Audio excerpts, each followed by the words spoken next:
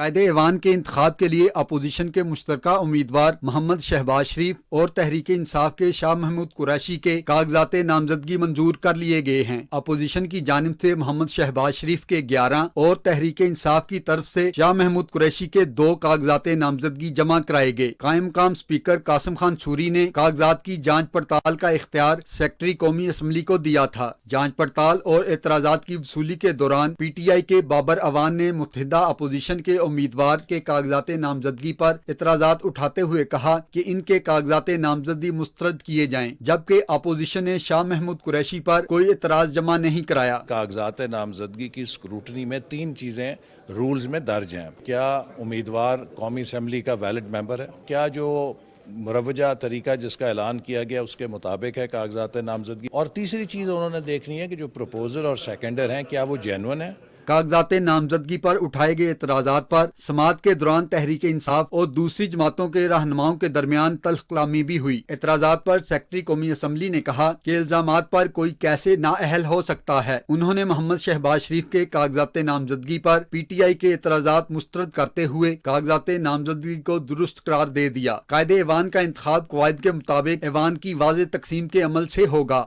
ये है वो नया आगाज और ये है नई हुकूमत का नया आगाज़, और ये वो मनाजिर थे जो आज देखने में आए।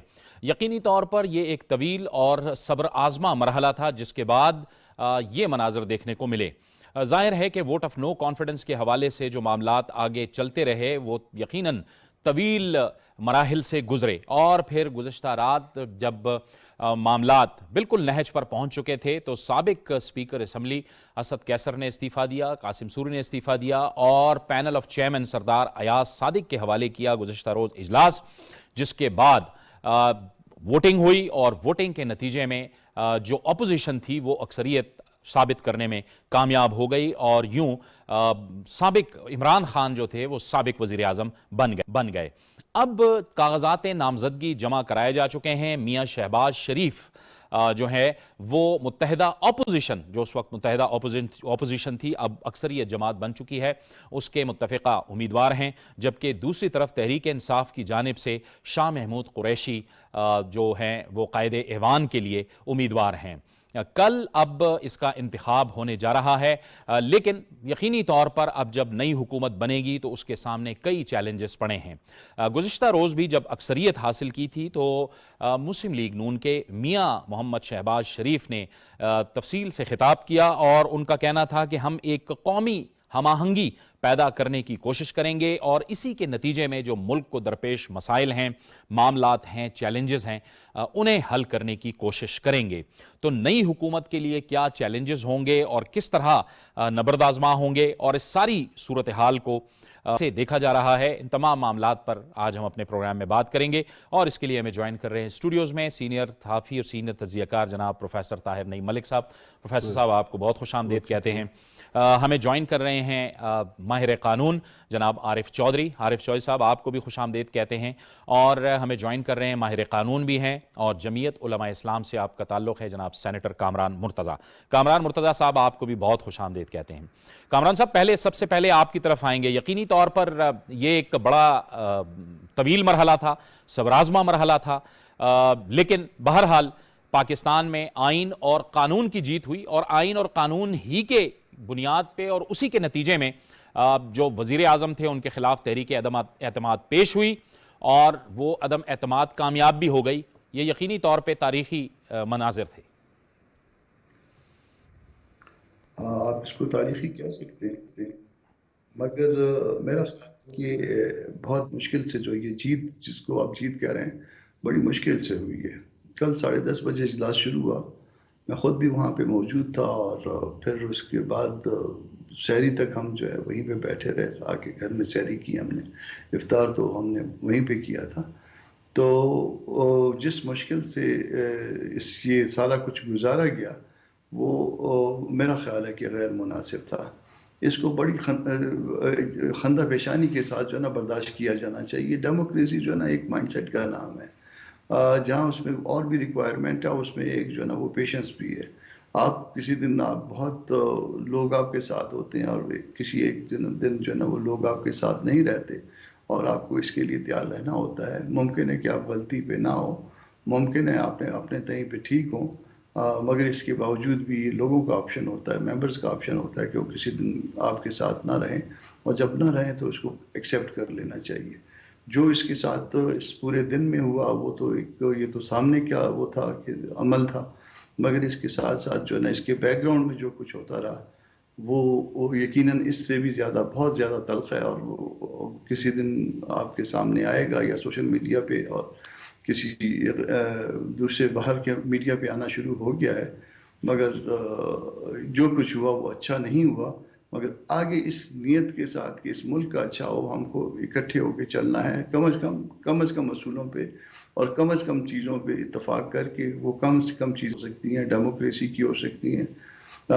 कल आपकी मेजॉरिटी को अगर एक्सेप्ट नहीं किया जा रहा था तो आप इसको जो है एक अच्छा अमल जो है ना एक गुड जेस्चर शो करें और कहें कि मैं आपकी जो है ना आज की मेजॉरिटी को एक्सेप्ट करता हूँ और एक बेहतर अपोजिशन का किरदार अदा करने की कोशिश करता हूँ। देखिए 5, 7, 6, 8 महीने में वैसे भी इलेक्शन होना है, और जब इलेक्शन होना है तो इसको क्यों ना खंदा पेशानी के साथ, खुशदिली के साथ इस मामले को लेके चला जाए। अगर कोई रिफॉर्म्स हैं, अगर किसी चीज़ पे बैठने की ज़रूरत है तो उसमें पार्टिसिपेट किया जाए, बजाय इसके कि वो पार्टिसिपेशन जो है ना वो ना हो और कोई डिफेक्टिव जो है ना वो लेजिस्लेशन हो या लेजिस्लेशन कोई विड्रॉ हो और उसमें कोई डिफेक्ट रह जाए, तो ये मुनासिब नहीं होगा। ठीक है, ये आरिफ चौधरी साहब, जाहिर है बाज़ हुकूमती मामलात होते हैं, बाज़ रियासत के मामलात होते हैं। हुकूमती मामलात में तो ऊंच नीच बर्दाश्त की जा सकती है, लेकिन रियासत के जो मामलात होते हैं उसमें किसी तौर पे भी और किसी सूरत भी ऊंच नीच बर्दाश्त नहीं की जा सकती, और उसको बहरहाल आइन और कानून के तहत चलना पड़ता है। आपके कमेंट प्लीज। देखिए, बहुत शुक्रिया आपका। आपने जो रियासती मामलात कहे हैं वो तो दूसरी तरफ हैं। हुकूमती मामलात पार्लियामेंट के अंदर थे, और पार्लियामेंट जो थी उनमें से उन्होंने फैसला किया कि जो लोग इमरान खान के साथ थे उन्होंने साथ छोड़ दिया, उनमें से काफ़ी सारे लोगों ने, और वो साथ छुड़ाने में उनका इल्ज़ाम ये है कि बैरूनी साजिशकार फरमाती, पैसा चला, और फिर जब वो साथ उन्होंने छोड़ दिया तो फिर जो इत्तेहादी थे उन्हें भी मौका मिल गया। उन्होंने भी ये समझा कि ये तो अब डूबने वाली कश्ती है और क्यों वो सवार हो, इत्तेहादी तो कभी डूबने वाली कश्ती का सवार नहीं हो सकते। तो इस सारी सूरत हाल में जो रवैया था इमरान खान साहब का, वो सुप्रीम कोर्ट तक तो ठीक था, और सुप्रीम कोर्ट तक जो, लेकिन जब सुप्रीम कोर्ट का फैसला आ गया और उन्होंने कहा कि जनाब अब हमें यानी आपको इलेक्शन करवाना है, आपको वोट ऑफ नो कॉन्फिडेंस पेश करना है, ये सारी चीज़ें दुरुस्त थी। लेकिन उसके बाद जब आप तस्लीम भी करते हैं, फिर रात कहता कि इसको कोई जस्टिफाई नहीं कर सकता। मेरे साथ इत्तेफाक नहीं करेंगे मेरे दोस्त, क्योंकि इनका वो ग्रुप है, लेकिन मुझे कभी भी ये बात हजम नहीं हुई कि सुप्रीम कोर्ट बार एसोसिएशन जो है और पाकिस्तान बार काउंसिल वो इस अंदाज में पार्टी बनकर आगे आगे आगे, और फिर उनकी तरफ से बयान आ जाना कि जनाब पिछले सारे धोने धो दिए जाएंगे और सारे जो ताने थे ख़त्म कर दिए जाएंगे। भाई आप भी फ्रीक है, आप अदालत की तरफ से इस तरह की बात कर रहे हैं, और फिर मौलाना फजलुर रहमान साहब का वक्त से पहले कह देना, बिलावल साहब का, कि जी अगर नजरिया ज़रूरत का फैसला आया तो हम नहीं मानेंगे। बात यह है कि आप दूसरों से तो तवक्को करते हैं इमरान खान से कि वो माने, और अगर आपके हक में फैसला नहीं आता तो उसे आप कहते हैं कि नजरिया ज़रूरत के तहत आया है। तो ये कुछ ऐसे सवालात है जो यकीनन मैं समझता हूं कि परेशान करते हैं कि, और ख़ास तौर पे एक बात जो इन दिनों में कैंपेन चल रही है मीडिया पर, सोशल मीडिया पर, मैं उसकी शदीद मुज़म्मत करता हूं। जजेस के खिलाफ नहीं चलनी चाहिए। एक पॉइंट दिया है आरिफ चौधरी साहब, मैं चाहूँगा कि कामरान मुर्तज़ा साहब इसको ऐड करें, क्योंकि कामरान मुर्तज़ा साहब खुद भी सुप्रीम कोर्ट बार के सदर रहे हैं। कामरान साहब आप बताइए, जाहिर है कि जब मामलात फंस जाएं तो जाहिर है फिर आपको एक तरफ तो जाना पड़ता है, आला मुंसिफीन की तरफ आपको जाना तो पड़ता है, और आपको उनका फिर फैसला मानना भी पड़ेगा, जाहिर है आइन और कानून की तशरीह के लिए या आइन और कानून के तहत। कामरान मुर्तज़ा साहब आप रिस्पॉन्ड करना चाहेंगे इस बात को? इसमें ऐसा है कि जजों का काम जो ऐसा थैंकलेस किस्म का होता है कि दो फ्रीक में से दोनों फ्रीकों के हक में तो फैसला हो नहीं सकता, दोनों में से एक के हक में फैसला होता है। तो एक तो उनको जो है ना उन पर तनकीद करता हुआ निकलता है, और उसमें हम जज्बाती किस्म के लोग हैं, ईस्ट के रहने वाले, तो ये हम तनकीद में इस हद तक चले जाते हैं कि हम उसमें रिश्ते तलाश कर लेते हैं, हम उसमें जो है ना वो और बहुत सारी चीज़ें हम तलाश कर लेते हैं, हालांकि वो ऐसा नहीं होता। दोपहर तक इसमें सूरत हाल ये थी, चूँकि मैं इसमें ख़ुद भी रिप्रेजेंट कर रहा था अपनी पार्टी को, तो दोपहर तक सूरत हाल ये थी कि जजेस इस बात पे कायल करने के लिए बिलावल को जब बुलाया था और जब मियाँ शहबाज शरीफ को बुलवाया था, तो उसमें कायल कर रहे थे कि जी इस हद तक तो रूलिंग तो गलत है, और वाकई गलत है। अपना आरिफ साहब भी जो है ना अगर मेरे साथ इत्तफाक करेंगे इस बात पे कि वो गलत है, तो वो इस बात पे कायल कर रहे थे कि आप अल्टीमेट सॉवरेन के पास चले जाइए, यानी अवाम के पास चले जाइए। तो मैं खुद इस बात से जो है ना मैं थोड़ा सा ऑफेंड सा हुआ था। मैं अपनी ये बात एडमिट करता हूँ कि जी ये क्या बात है, अगर गलत है तो गलत आप कहिए, अगर ठीक है तो ठीक, मगर वो दरमियान का रास्ता। और अटॉर्नी जनरल की जो एक उसमें उसका आर्ग्यूमेंट था, उन्होंने कहा कि जो ये जजों का एक काम जो है ना वो स्टेटमेंटशिप भी है, तो वो मुझे उससे भी जो है ना बड़ी तकलीफ पहुंची थी, क्योंकि जजेस का काम नहीं हुआ करता। तो मैं खुद अपने तौर पे इसको वो 50-50 समझ रहा था, और फिर जब इनको बुलवाया गया, जब ये फूड फॉर थॉट दे के ये वक्फा करके 1-1:30 बजे चले गए अंदर, तो मैंने अपना मियाँ शहबाज शरीफ साहब से बात हुई, तो मैंने उनको कहा कि जी मैं आपको फेयर बता रहा हूँ कि आपने कंसीड नहीं करना दूसरे पोर्शन को। तो खैर इन्होंने बात की, मगर उस वक्त तक हमारी अंडरस्टैंडिंग यही थी। मगर उसके बाद फिर इलेक्शन कमीशन को भी बुलवाया गया। ये अपने तौर पे ये शायद इस नतीजे पे किसी हद तक पहुंच चुके हुए थे कि रूलिंग गलत है, मगर कॉन्सिक्वेंशियल रिलीफ दें या ना दें, ये आपस में इसमें डबल माइंडेड थे। तो उस वक्त जब इलेक्शन कमीशन को बुलवाया, तो इलेक्शन कमीशन ने कहा कि जी डिलिमिटेशन करनी है। हम तो पता नहीं 12, 14, 16 खत लिख चुके हैं गवर्नमेंट को, गवर्नमेंट रिस्पॉन्ड ही नहीं करती रही है। तो इसमें फाटा में 6 सीटें, फाटा के मर्जर की वजह से 6 सीटें सूबा खैबर पख्तूनख्वा की कम हो गई हैं। सेंसस जो है वो नोटिफाई नहीं हुई थी, वो 2021 में नोटिफाई हुई है। उसके बाद जो कॉन्स्टिट्यूशनल रिक्वायरमेंट है डिलिमिटेशन की, तो ये रिक्वायरमेंट हमने पूरी करनी है। तो वो तो रिक्वायरमेंट 4-5 महीने, क्योंकि उसमें फ़र्ज़ करिए अपील का टाइम है, ऑब्जेक्शन का टाइम है, कहीं 15 दिन है, कहीं महीना है, कहीं इससे भी ज़्यादा। तो इस तरह करते करते 4 महीने उसमें लग रहे हैं, और 4 महीने तो इसमें तो 90 दिन में सारा कुछ करवाना है, और फिर बाकी 2-3 महीने उनको और चाहिए थे। मैं जो अपने तौर पे मेरी फीलिंग है, मुमकिन है गलत हो, मगर यहाँ पे जजेस का माइंड शायद चेंज हुआ है। वो हमारी वजह से नहीं चेंज हुआ, वो इलेक्शन कमीशन की वजह से चेंज हुआ है। मेरी अंडरस्टैंडिंग कम अज़ कम ये है। ठीक है, ठीक है। इस पे मैं आता हूँ आरिफ चौधरी साहब, आपकी तरफ आता हूँ, लेकिन मैं प्रोफेसर साहब को भी गुफ्तगू में शामिल करते हैं। प्रोफेसर साहब, लेकिन अगर हम एक बड़ी तस्वीर देखें तो बहरहाल हम इस नतीजे पे पहुंचते हैं कि आइन की अमलदारी पे वो आइन की अमलदारी कायम हुई है, दस्तूर की अमलदारी कायम हुई है, जो बहरहाल पाकिस्तान की जमहूरियत के लिए एक नेक शगुन, अच्छा शगुन है। इसमें कोई दो राय नहीं है। और ये जो हमारे 2 फाजिल पैनलिस्ट बात कर रहे थे, ये बड़े सीनियर वकला हैं, इनका एहतराम है। तो एक जज का, हमारी आला तरीन अदलिया के जज का यही काम बनता है कि वो रूल ऑफ लॉ और कॉन्स्टिट्यूशन की, आइन और कानून की अमलदारी को यकीनी बनाए और कॉन्स्टिट्यूशन को प्रोटेक्ट करे in the larger interest of the nation. वो उन्होंने किया है। अब ये है कि अगर किसी फरीक को जज पे है शकूक शबात है कि इनकी फ़लाँ से रिश्तेदारी है या कॉन्फ्लिक्ट ऑफ इंटरेस्ट है, तो फिर हाईलाइट करना चाहिए, वो चाहे गवर्नमेंट हो या अपोजिशन हो। जुडिशरी में ये मैकेनिज़्म है। ये सारे जो इस वक्त पॉलिटिकल केसेस का मसला ये होता है कि जिस फरीक के ख़िलाफ़ फ़ैसला आ जाए तो वो उस फैसले को तस्लीम करने से इनकार कर देता है। हमने माजी में देखा कि जब वो मियाँ नवाज़ शरीफ साहब को डिस्क्वालीफाई किया गया, यूसुफ रज़ा गिलानी साहब को डिस्क्वालीफाई किया गया, हालांकि उस बेंच पे उनके कज़न जो थे जस्टिस तसद्दुक़ हुसैन जिलानी भी मौजूद थे। तो अब जो चीफ जस्टिस नहीं बैठे थे, अच्छा नहीं बैठे थे, गिलानी ने रिफ्यूज कर दिया, रिफ्यूज। अच्छा, तो लेकिन ये जो जस्टिस उमर अत्याब बंदयाल हैं चीफ जस्टिस, इन्होंने जो न्याजी सर्विसेज का केस होना और उसमें इमरान खान साहब के जो एसेट्स हैं उसमें डिसीजन दिया, इन्होंने नवाज़ शरीफ साहब को जो डिस्क्वालिफिकेशन वाला डिसीजन था उसमें ये शामिल थे। तो ये हमें इससे पार्टी एफिलिएशन से बालातर होकर ये देखना चाहिए कि ये डिसीजन कॉन्स्टिट्यूशन के अगेंस्ट है या स्पिरिट ऑफ द कॉन्स्टिट्यूशन के मुताबिक है। तो ये तो बड़ा अनोखा वाक़या हुआ है दुनिया की पार्लिमानी तारीख में कि एक नो कॉन्फिडेंस मूव आए और स्पीकर अपने इख्तियारात इस्तेमाल करते हुए उसको रूलिंग के ज़रिए ख़त्म कर दे, चाहे उसका जो भी प्रिटेक्स्ट हो। तो अदलिया को ये देखना होता है कि ये हम क्या प्रेसिडेंट सेट कर रहे हैं। बिल्कुल। तो जब डिसीजन आ गया तो हमारे यहाँ रिवायत रही है कि जो प्राइम मिनिस्टर है या गवर्नमेंट है उन्होंने माजी में भी तमाम डिसीजंस को एक्सेप्ट किया और इमरान खान साहब की हुकूमत ने भी किया। तो कल जो कुछ हुआ, सुबह जो 10:30 बजे इजलास हुआ, वो रात 12 बजे तक जाना नहीं चाहिए था। अगर हमने वो, तो शुक्र है कि अदालतें खुल गई और एक इंस्टीट्यूशनल रिस्पॉन्स आया, नहीं तो पूरी कौम को जो हमने बेयकीनी में और एक हिजान में मुब्तला किया हुआ था, उसका कोई हल निकलना चाहिए था।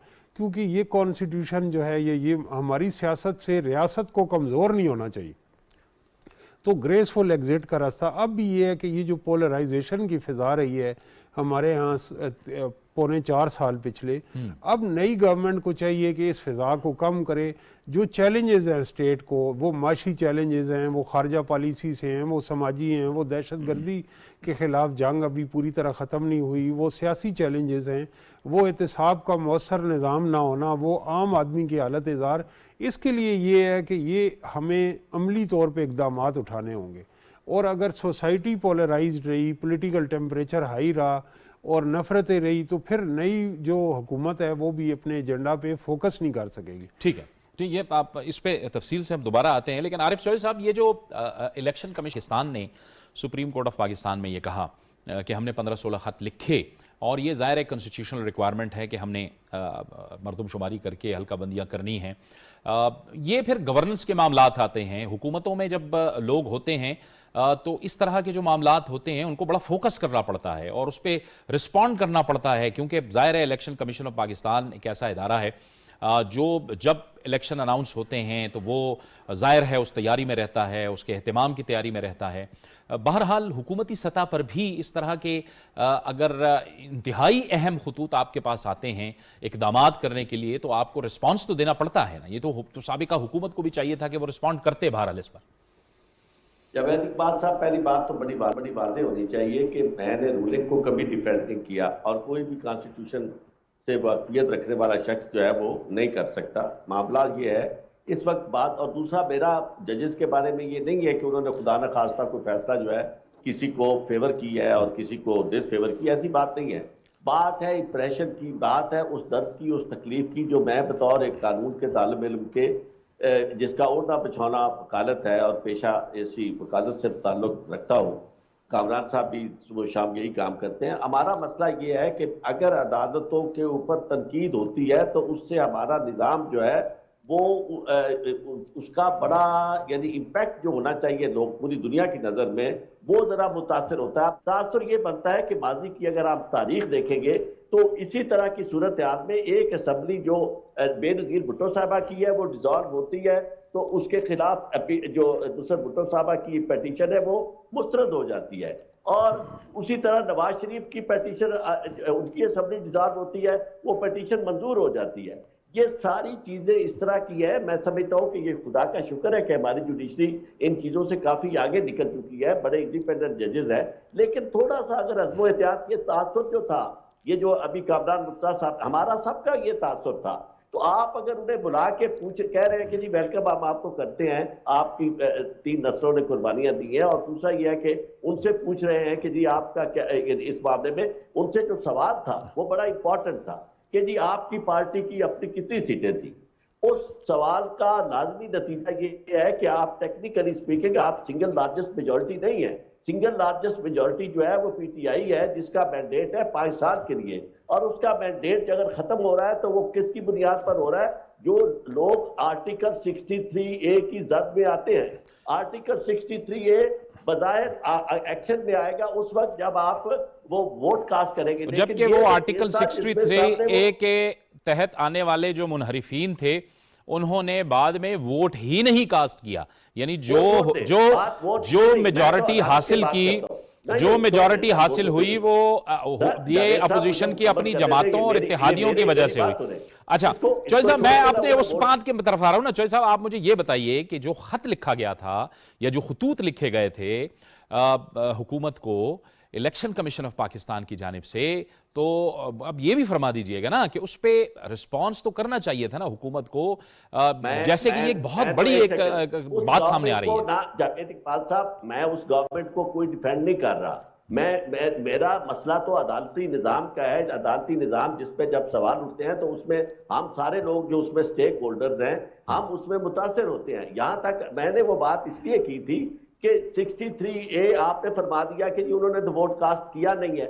ये बात की बात है, वोट कास्ट करते ना करते ये चीजें सामने नजर आ रही थी कि उन लोगों को होटल्स में रखा गया और वो लोग सामने आके बैठ गए हैं मैदान में। उन्होंने जाके जो सिंबॉलिक इजलास हुआ था उसमें भी वो छोड़ के बैठ गए। अब ये सारी एविडेंस मौजूद थी तो इसका फैसला कर देते, भले उस रेफरेंस को मुस्तरद कर देते कि जी इसमें कोई ऐसा सवाल नहीं है जो वजाहत तलब हो, ऑलरेडी कॉन्स्टिट्यूशन क्लियर है। लेकिन ये जो तासुर था ये ना होता, ये मेरा मसला है। और नहीं है कि कोई फैसले से मुझे, या मैं गवर्नमेंट को कहूँ कि जी गवर्नमेंट बड़ी अच्छी थी, गवर्नमेंट के अपने भी कोई काम ऐसे नहीं थे, उन्होंने कोई शहर के लोग भी जालिम था, कोई सानू मरन का शौक भी सी। ठीक है कामरान मुर्तजा साहब, चले वो आर्टिकल 63A वाला मामला तो अभी भी सुप्रीम पाकिस्तान के सामने जेर समाअत है, क्योंकि उसने कहा था, सुप्रीम कोर्ट ऑफ पाकिस्तान ने कहा था कि पहले चूंकि हम इस मामले को सुन लेते हैं, ये मामला ज़्यादा सीरियस है, उसके बाद हम उसकी समाअत करेंगे। जी कामरान साहब।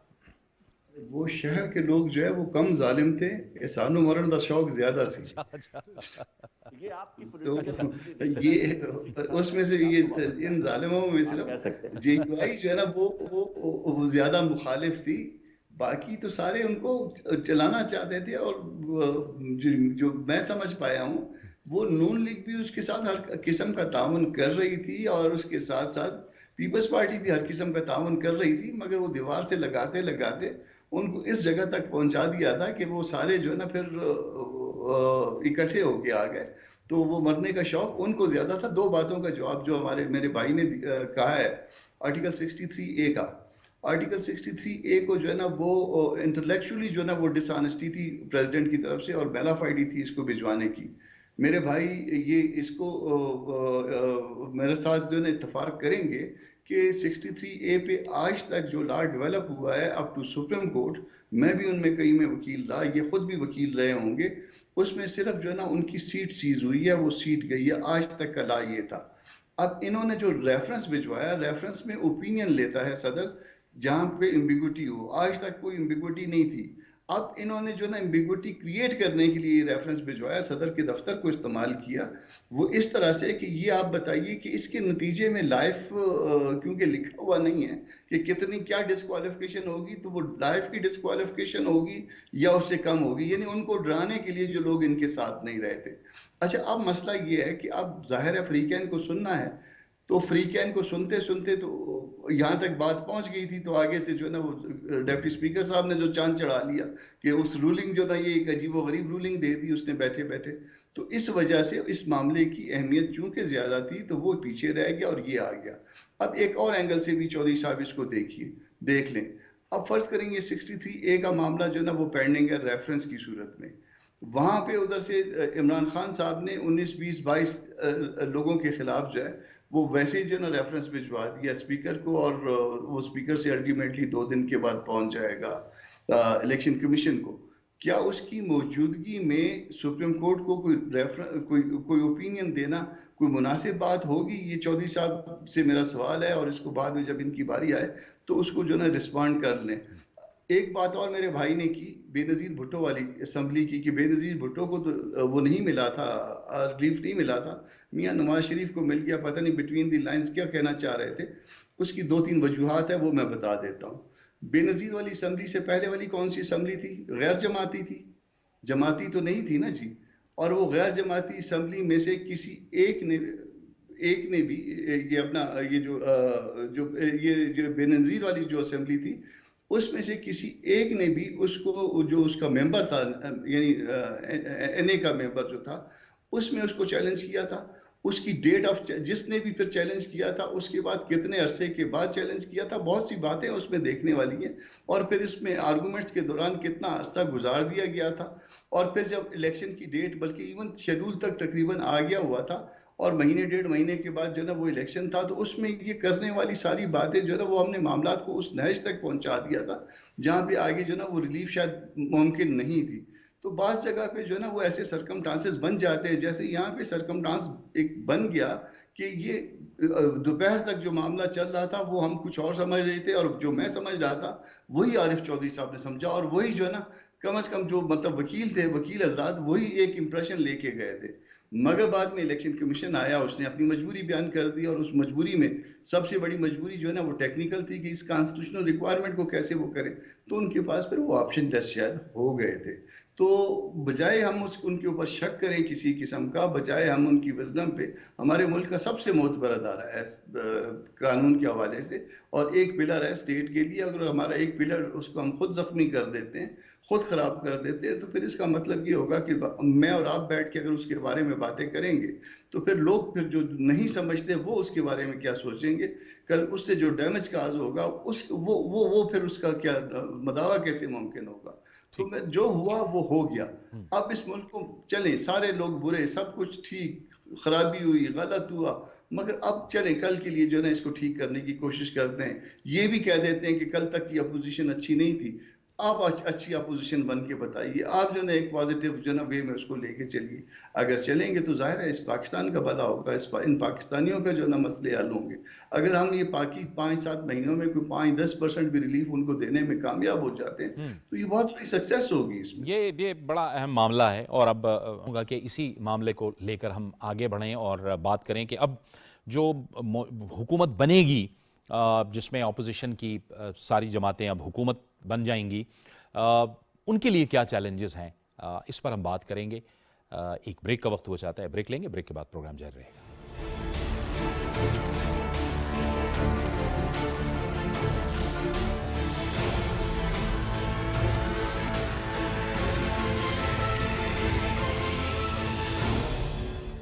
प्रोग्राम में नाज़रीन एक बार फिर आपको खुशामदीद कहते हैं और गुफ्तगू को आगे बढ़ाते हैं। प्रोफेसर साहब, अब मामला यह है, चैलेंजेस की तरफ आपने भी इशारा किया, लेकिन इस वक्त आपको क्या लग रहा है कि जब नई हुकूमत बनेगी, मियां मोहम्मद शहबाज शरीफ साहब की हुकूमत बनेगी और उसमें बाकी जमातों के भी नुमाइंदे होंगे, उनके सामने किन चैलेंजेस का सामना है? क्योंकि मईशत का मामला बहुत अहम मामला है, गवर्नेंस के भी मामलात हैं, और उसको टैकल कैसे करना है? एक तो इकोनॉमिक चैलेंजेस हैं, इकॉनमी बैड शेप में है, जो डेट है हमारा डेट ट्रैप में है, और वो एक जो माजी की हुकूमतें हैं उन्होंने भी बहुत कर्ज लिया, और जो ये हुकूमत रही है इसमें भी वो कोई कमी वाक़या नहीं हुई, और कोविड से भी इकॉनमी पे एक इम्पैक्ट आया।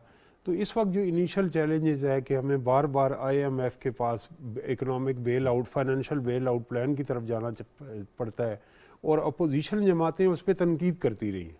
तो अब मौका है कि वो परफॉर्म करें कि वो कैसे इसमें से निकलेंगे। एक चीज़ जो अच्छी इसकी PTI गवर्नमेंट की थी वो ये थी कि FBR के अंदर रिफॉर्म्स और जो टैक्स कलेक्शन हुई है बहुत ज़्यादा हुई, तो इसी पेस को जारी रखा जाएगा। और जो दूसरे सर्कुलर डेट है, जैसे कि समर, इस वक्त गर्मियों का सीज़न शुरू है और लोड शेडिंग मुल्क में मुख्तलिफ जगह पे हो रही है, तो उस गर्दिशी कर्ज़ों से कैसे निकला जाएगा, जो स्टेट कॉरपोरेशन हैं उनका खसारा कैसे कम होगा, और मईशत का पहिया दोबारा कैसे चलेगा। जो हमारा करंट अकाउंट डेफिसिट है इंपोर्ट और एक्सपोर्ट के दरमियान जो एक तफावत है, और ये जो टॉक शोज़ के अंदर हम देखते रहे हैं, प्रेस कॉन्फ्रेंसेस के अंदर देखते रहे हैं कि PMLN एक्सपीरियंस और परफॉर्मेंस दोनों चीज़ों का क्रेडिट लेती रही है। तो अब वक्त आ गया है कि अब वो ये नहीं कह सकते कि जनाब इस वक्त हुकूमत PTI की, इस वक्त वो खुद हैं। तो और उनके साथ एक ये भी है कि रिप्रेजेंटेशन छोटी बड़ी जमातों की भी है, और शॉर्ट ऑफ PTI वो एक तरह की आप कह लें नेशनल गवर्नमेंट का वो अपने आप को कहला सकते हैं। तो ये बड़ा क्रिटिकल फेज़ है, क्योंकि तमाम सियासी जमातें आगे इंतखाबात में जा रही हैं। तो तहरीक इंसाफ के बाद अगर ये PDM भी उस सतह पे परफॉर्म नहीं कर सकती तो वोटर्स के लिए एवेल्युएशन बड़ी इजी होगी। कुछ इतलात ऐसी हैं कि जैसे पहले PMLN को हुकूमत मिली थी तो उस वक्त भी चंद दिन रह गए थे, और इसहाक डार साहब हैं वो दिन रात ऑफिस में रहे और बजट बनाते रहे, और चंद दिन के अंदर बजट बना लिया। अब भी इतलात आ रही है कि इसहाक डार साहब वहाँ पे लगे हुए हैं बजट बनाने। इनिशियल चैलेंज जो ये है कि वो ये है चैलेंज कि आपने एक बजट देना है। जी बिल्कुल। और उस बजट में आप आम आदमी को और डिफरेंट सेक्टर्स को क्या रिलीफ देंगे, सैलरीड क्लास को क्या देंगे, इस मुल्क के मेहनत कश को क्या देंगे, किसान को क्या देंगे, इसकी तरफ देखना चाहिए। तो इसके लिए हमारी तो किसी के साथ ज़िद नहीं है, हम ये कहते हैं कि आम आदमी की ज़िंदगी में आसानियाँ पैदा करनी चाहिए, और पॉलिटिक्स और इकॉनमी की ऐसा कंपटीशन है, अगर वो नहीं कर सके आप करें, आप नहीं कर सके कोई और करे। जो एंड यूज़र है, जो आवाम है, उसको रिलीफ मिलना चाहिए। इस वक्त जो सबसे अलार्मिंग चीज़ है वो अनएम्प्लॉयमेंट रेट है और फूड इन्फ्लेशन है। खाने पीने की चीज़ें एक आम आदमी की दस्तरस से दिन ब दिन वो महंगी होती जा रही हैं, प्राइस कंट्रोल नहीं है। तो ये गवर्नेंस से भी लिंक्ड है। और जिस तरह पिछली गवर्नमेंट ने डिफरेंट सेक्टर्स के माफियाज़ को एक्सपोज किया लेकिन उनके खिलाफ एक्शन नहीं लिया, प्राइस स्लैश नहीं हुई, इस गवर्नमेंट के सामने भी ये चैलेंज होगा कि वो डिफरेंट सेक्टर्स हैं जो फूड आइटम से लेके, शुगर से लेके, तेल से लेके और ऑयल और चीनी पत्ती तक हैं, उनसे वो कैसे नेगोशिएट करते हैं और उन क्या कीमतों में कोई कमी वाक़या होती है या नहीं होती। तो ये सारी वो चीज़ें हैं जिसके लिए इन्हें दिन रात मेहनत करनी चाहिए और आवाम की ज़िंदगी में बेहतरी लानी चाहिए। ठीक है, आरिफ चौधरी साहब, आप बताइए, मैं और आप बहैसियत एक आम आदमी के क्या तवक्को रखें नई आने वाली हुकूमत से कि वो मामलात को किस तरह से देखे और ताकि हम सब की ज़िंदगियों में आसानी आए। आप क्या फरमाइएगा? सबसे पहली बात तो यह है कि इस हुकूमत को ये चाहिए कि ये जो नैब है उसको इस हद तक यानी टूथलेस ना करे, और दूसरा ये कि अपने केसेस जो है वो ना ख़त्म करे। उसकी वजह यह है कि ये केसेस जो है इनको अपने मंतकी अंजाम तक पहुंचना चाहिए ताकि रूल ऑफ लॉ सब के लिए और सबको पता चले कि जनाब यहाँ हुकूमत में लोग इसलिए नहीं आते कि उनके खिलाफ केसेस होते हैं और उन केसेस को ख़त्म कराने के लिए आते हैं। सबसे पहली बात। दूसरा, पीटीआई से ये गुजारिश होगी कि पीटीआई अब जो भी है उन्होंने पूरा अरसा जो है अपोजिशन में ही गुजारा है, चाहे वो गवर्नमेंट में भी थे, उस बोर्ड से निकले ही नहीं है। उन्हें भी अब ये चाहिए कि अब मजीद इसको खराब करने की बजाय, यानी जो करना जा रहे हैं, सुन रहा था कि जी वो कह रहे हैं कि जी हम इस्तीफे दे देंगे। आप इस्तीफे देंगे तो याद रखें कि माजी में इन नॉन पॉलिटिकल बेसिस पे, नॉन पार्टी बेसिस पे जो इलेक्शन हुए थे उसमें पीपल्स पार्टी ने हिस्सा नहीं लिया था और उसकी सजा उन्होंने ये भुगती कि क्यादत, चूंकि वैक्यूम नहीं रहता, क्यादत दरमियान में आ गई और फिर ये नवाज शरीफ और भट्टू साहब और सारे लोग वही थे जो पहले उनका नाम नहीं होता था यानी कौमी सतह पे, लेकिन वो सारे के सारे हर जगह पे आ गए, छा गए। तो इसलिए ये बात भूलें कि जब वो खाली वैक्यूम छोड़ देंगे और दूसरे मौके से फायदा नहीं उठाएंगे तो कौम की वो खिदमत नहीं कर रहे होंगे। उसकी वजह से हम ये उनसे तवक्को करते हैं कि अपना बयानिया भी वो आके बयान करते रहे जो भी उनके साथ हुआ है, लेकिन इसके साथ साथ पॉजिटिवली आगे भी बढ़ाए, क्योंकि गवर्नमेंट को क्या होगा कि कौन होगा अपोजिशन जो अगर वो छोड़ जाते हैं। ये उनकी जिम्मेदारी जमहूरियत में बिल्कुल इस तरह की है कि जिस तरह गवर्नमेंट उन्होंने की है वोट लेकर, इसी तरह अगर वो वोट आउट हो गए हैं तो उसके बाद उनकी ये जिम्मेदारी भी बनती है कि अब वो कौम की खिदमत करे अपोजिशन में रहते हुए। ये हो गया। और तीसरी बात जो है वो ये है कि अब इस मामले को चलाने के लिए कोशिश ये की जाए कि ये जो पॉलिटिकल पार्टीज इकट्ठी हुई है, ये सारी पॉलिटिकल पार्टीज अब सिर्फ बंदर बांट के चक्कर में ना पड़े। कोशिश ये करें कि जितनी जल्द हो सकता है अहम मामलात को निपटाए और उन अहम मामलात में जो ओवरसीज हैं उनका वोट ना खत्म करें, क्योंकि बहुत ज्यादा उनमें मायूसी होगी। बाकी ईवीएम अगर उसमें एतराजात हैं तो उसको किया जा सकता है। और दूसरा ये है, इलेक्शन कमीशन के मामले में भी इन्हें नजरसानी करनी होगी। उसकी वजह यह है कि इलेक्शन कमीशन मौजूदा सूरत हाल में पीटीआई को यानी बिल्कुल नहीं लगता कि वो उनके साथ उसका रवैया मुनसफाना है, फॉर वट एवर रीजन। वो भी कोशिश करनी चाहिए कि इलेक्शन जो है आने वाला जो है साफ शफाफ करने के लिए ये जो अपॉइंटमेंट्स, पोस्टिंग्स, ट्रांसफर्स हैं वो धड़ाधड़ इस अंदाज की ना हो कि हर जगह जनाब अपने लोग आप लगा दें और उसके बाद फिर अचानक जब इलेक्शन का वक्त आए तो उसमें फिर आप हमेशा ये पाबंद कर दिया जाता है इंटरम गवर्नमेंट को कि कोई ट्रांसफर पोस्टिंग वगैरह ना हो। तो इसलिए ये सारी चीजें जो है इसकी बिल्कुल नजर रखें, मीडिया भी नजर रखे, हम सारे नजर रखें। और इलेक्शन जो है एक दफा जिसकी हम इतनी सजा बार बार ले चुके हैं पाकिस्तान, अब तक मैं समझता इसी जमहूरियत के नाम पर, इलेक्शन के नाम पर बर्बादी आई है। खुदारा एक दफा फेयर और फ्री इलेक्शन जिन्होंने न्यूट्रलिटी शो की है वो न्यूट्रलिटी कंटिन्यू रहे till the new prime minister जो ड्यूली इलेक्टेड होगा ही एंटर्स अपॉन ऑफिस, और चाहे वो पीटीआई हो चाहे वो मौजूदा में से कोई हो, वो तस्लीम करे और 5 साल सब्र शुक्र से अपना रोल प्ले करे। ठीक है, ठीक है। कामरान मुर्तज़ा साहब, जाहिर है ये जो अब हुकूमत बनेगी इसमें बहुत सी जमातें शामिल हैं और जैसे कि सोशल मीडिया पे बात की जा रही है, प्रोपेगेंडा किया जा रहा है कि बहुत सी जमातें हैं, आपस में भी इख्तलाफात का शिकार हो जाएंगी। लेकिन मेरी जो नाक़िस इत्तला है उसके मुताबिक आप लोगों ने मुख्तलिफ जो जमातें हैं सब लोगों ने बड़ी एक तैयारी कर रखी हुई है कि आप मामलात को बड़ा हम आहंगी के साथ आगे लेकर चलेंगे और मामलात को बेहतर तरीके से मैनेज करने की कोशिश करेंगे। क्या मैं दुरुस्त कह रहा हूँ? बिल्कुल, इसको मैं आपको इसकी एक बहुत अच्छी सी मिसाल दे देता हूँ। मियाँ शहबाज शरीफ को पीपल्स पार्टी ने कहा कि आप जो ना प्राइम मिनिस्टर बने, वो नून वाले भी इस पे भी तैयार थे कि आपका प्राइम मिनिस्टर आ जाए। इसी तरह सारी पार्टियां, आप कोई ओहदों के लिए कोई भी जो है ना वो नहीं खड़ा हो रहा, कोई बंदरबांट की बात नहीं है, कोई जो है ना किसी ने अभी तक किसी एक ओहदे की भी डिमांड नहीं की है। मैं पूरी जिम्मेदारी के साथ कह रहा हूँ। जो वो इकट्ठे बैठ के और जो मुनासिब समझ रहे हैं वही होगा, और उसमें ये नहीं होगा कि ये मैंने इतने फीसद काम किया तो मेरा इतना, या मेरे इतने जो है ना परसेंट जो है ना एमएनएज हैं तो मैंने इतने, या मैंने इस पूरी जो एपिसोड थी उसमें मैंने ये मेरा किरदार ये था तो इसकी वजह से मुझे ये चीज़ मिलनी चाहिए। कतन ये बात नहीं है। हम सारे कॉन्शियस हैं कि ये 6-7 महीने जो ना इस असम्बली की मुद्दत रह गई है, ज़िंदगी रह गई है किसी ना किसी हवाले से। तो इस मुद्दत में हमने उसके बाद जाना है, हमने पब्लिक के पास, हमने अल्टीमेट सर्वेंट के पास जाना है। जब अल्टीमेट सर्वेंट के पास जाना है तो कल हमको जवाब देना है। अगर ये 6-7 महीने वाली कैबिनेट जो है मियाँ शहबाज शरीफ की, अगर ये 10-15% तक अगर रिलीफ देने में कामयाब हो गई तो अगला इलेक्शन जीत जाएगी, और अगर नहीं हुई तो अगला इलेक्शन हार जाएगी। यही इसके पास जो है ना सबसे बड़ी बात है, और इसको लेके आगे चलना चाहिए। ठीक है, और यही बात है कि आप जैसे कि आरिफ चौधरी साहब भी फरमा रहे थे कि साफ़ और शफाफ इलेक्शन की तरफ, और इसी अपोजिशन का ये हमेशा से मुतालबा रहा है कि साफ़ और शफाफ इलेक्शन हो ताकि जो कुछ हो वो बिल्कुल ट्रांसपेरेंट हो। देखें, सबसे बड़ी चैलेंज और करप्शन तो ये है कि खरबों रुपए खर्च आते हैं और नई हुकूमत का चुनाव होता है, लॉ मेकर्स का चुनाव होता है, आवाम के नुमाइंदों का चुनाव होता है। अगर वो हम अच्छे तरीके से नहीं कर पाते तो ये फिर उसके नतीजे में वजूद में आने वाली असम्बलियाँ और हुकूमत, उनके ऊपर एक बहुत बड़ा सवाल होगा। तो इलेक्टोरल रिफॉर्म्स की भी डिबेट होनी चाहिए।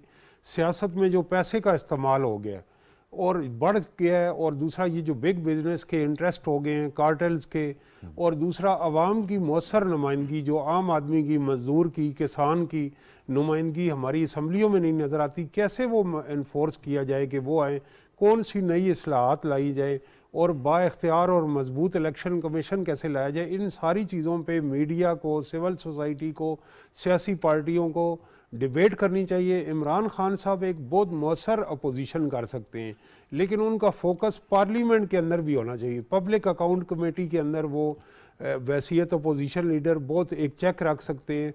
बहुत सारी की नॉमिनेशंस हैं नैब से लेके और अहमदों में, जिनमें उनकी तो ये जो वो इस्तीफे कर रहे हैं, ये कोई मुनासिब अप्रोच नहीं है। इसलिए नहीं है कि सियासत का मकसद सिर्फ इक़्तिदार का असूल नहीं है।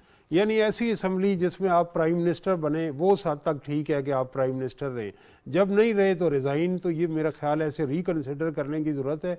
जब तक हम आइन को, पार्लिमानी इदारों को और मजबूत नहीं करेंगे, मुल्क आगे नहीं बढ़ेगा। और मजबूत करने के लिए अपोजिशन का बड़ा की रोल होता है। ऑपोजिशन का रोल है, बड़ा इंपॉर्टेंट रोल है। कामरान मुर्तज़ा साहब, आप कुछ बात भी करना चाह रहे थे, आप वो बात भी पूरी कर दीजिएगा। लेकिन जाहिर है अहम तैनातियाँ होनी हैं, उसमें भी जाहिर है जो कानून है, जो आइन है हमारा, उसमें ऑपोजिशन का किरदार इंतहाई अहम है।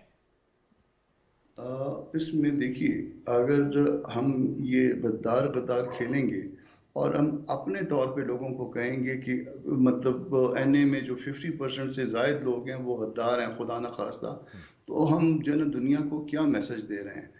फिर या हम दूसरे किसी मुल्क के लिए इस्तेमाल हो सकते हैं। ये कोई भी जो है ना, मेरा ख्याल है कि किसी मुल्क में एक आध पूरी असम्बली में एक आध अगर ऐसा कोई बंदा हो तो ऐसा मुमकिन हो सकता है, मगर इस तरह से कभी नहीं होता। और इसमें अपने इस नैरेटिव को जो है वो ठीक करें, ना वो गद्दार है ना कोई और गद्दार है, और फिर उन लोगों को भी गद्दार करार दे देना जो इस मुल्क का सदर रहा, जो इस मुल्क के प्राइम मिनिस्टर रहे, इस तरह से, या इस मुल्क के बड़े लीडरों में जिनका शुमार है, जिनकी फॉलोइंग है।